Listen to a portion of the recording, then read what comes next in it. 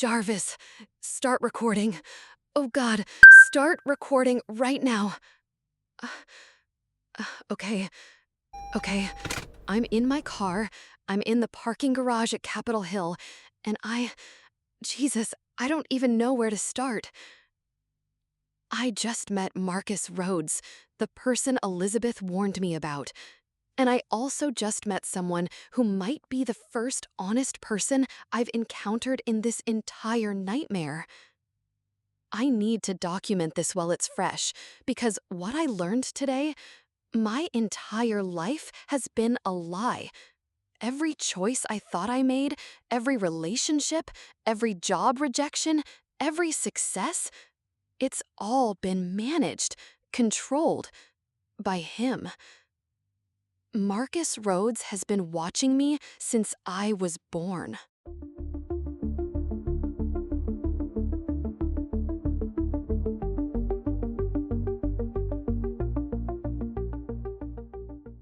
This morning started with a text from an unknown number.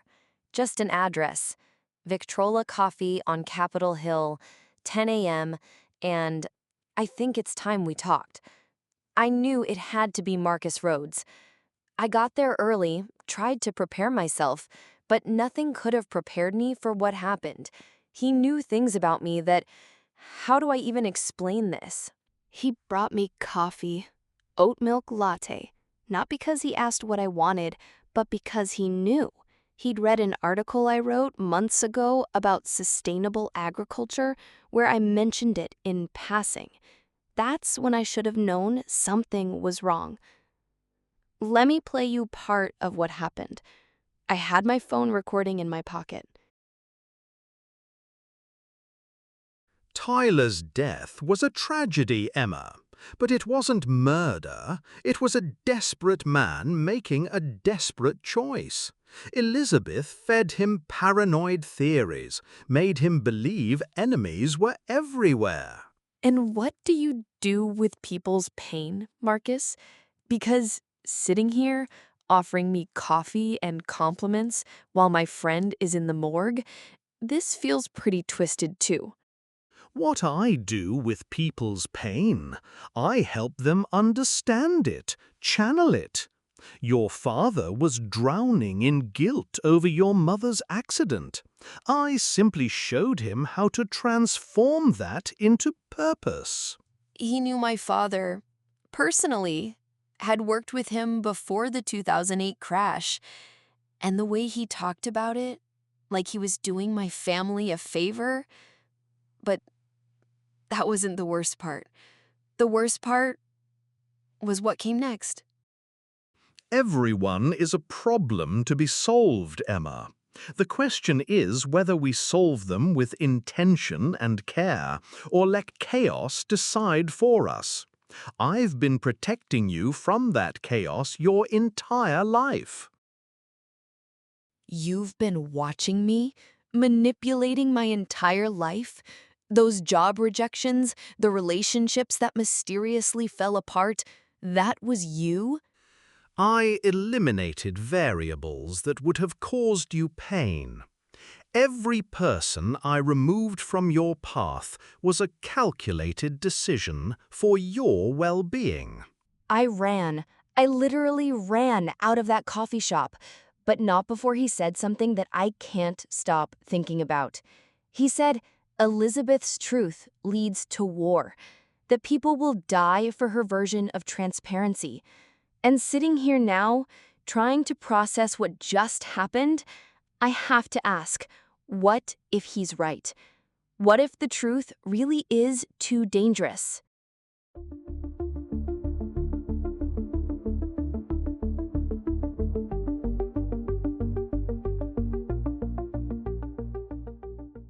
I was hyperventilating in the parking garage, trying to get to my car, when someone called my name. I thought it was another one of Marcus's people, another manipulation. But this man, James Hawthorne, he said something that stopped me cold. He said he was supposed to recruit me, and instead, he was going to tell me the truth. Marcus sent me to approach you after that meeting, while you were vulnerable, to offer protection, make you feel safe, gain your trust. Standard recruitment protocol. And instead, you're telling me this? Because someone should. My family has been part of this system for generations. Banking, finance, now tech, different methods, same control. I've executed these operations before, Emma. I know how this works. So why help me? Because what Marcus did to you in there, using your father's death, your family's pain, that's not protection, that's predation. Here's what's insane. James Hawthorne is risking everything to tell me this. His family, his career, probably his life. And he doesn't even know me. When I asked him why, he just said, because someone should. Not because he gains something, not because he's been instructed to, because it's the right thing to do. I haven't met many people in the last few days who just do the right thing.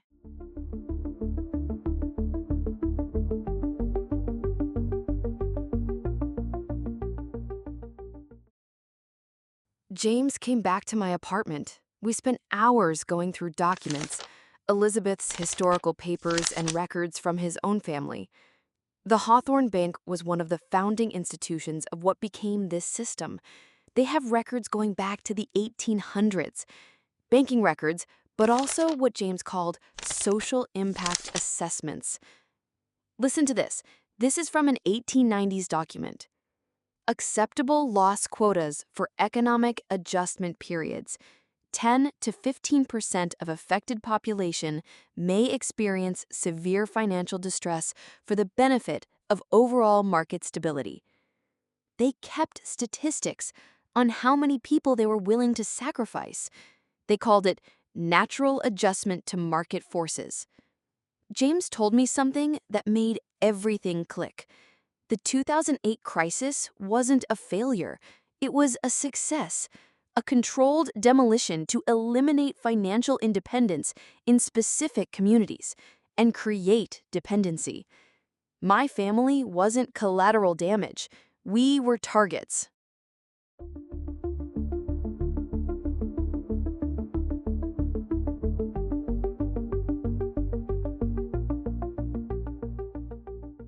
As we're sitting there, surrounded by evidence of centuries of manipulation, James asks me something I wasn't prepared for.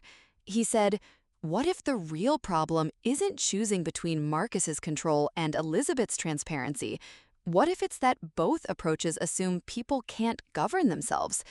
I've been thinking about that question all evening. What if the solution isn't better leaders? What if it's no leaders? James called that chaos, but maybe chaos is just another word for freedom. I just got another text from Elizabeth. She wants to meet tonight. She says she has information about something called the Guardians and that they might be controlling both Marcus and her organization. James and I decided something. We're not joining anyone's organization. Not Marcus's New Order, not Elizabeth's Circle, not whoever these Guardians are. We're going to investigate independently, document what we find, and then decide how to proceed. We shook hands on it. Partners. And for the first time since this started, I felt like I had an ally I could actually trust.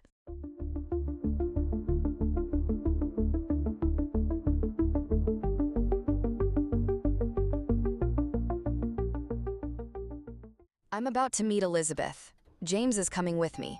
We have questions about the Guardians, about who's really controlling what, about whether there's anyone in this fight who doesn't have a hidden agenda. I keep thinking about what Marcus said, about how he's been protecting me my entire life by controlling it. Every job I didn't get, every relationship that fell apart, every door that closed, that was him, making choices for me. But here's what he doesn't understand. I'd rather make my own mistakes than live someone else's perfect life.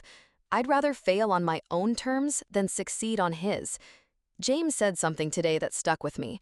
He said maybe people deserve the chance to make their own mistakes. I think he's right. Tonight, we meet with Elizabeth. We ask hard questions. We don't accept easy answers. And we try to figure out if there's a way to expose this system without replacing it with another one. Because if there's one thing I've learned in the last 2 days, it's that the people who want to protect you are often the most dangerous ones. If you're listening to this, if something happens to us tonight, remember that we chose this. Not because someone manipulated us into it, not because someone convinced us it was for the greater good, because we decided for ourselves. And that choice, that might be the most dangerous thing of all. Jarvis, stop recording.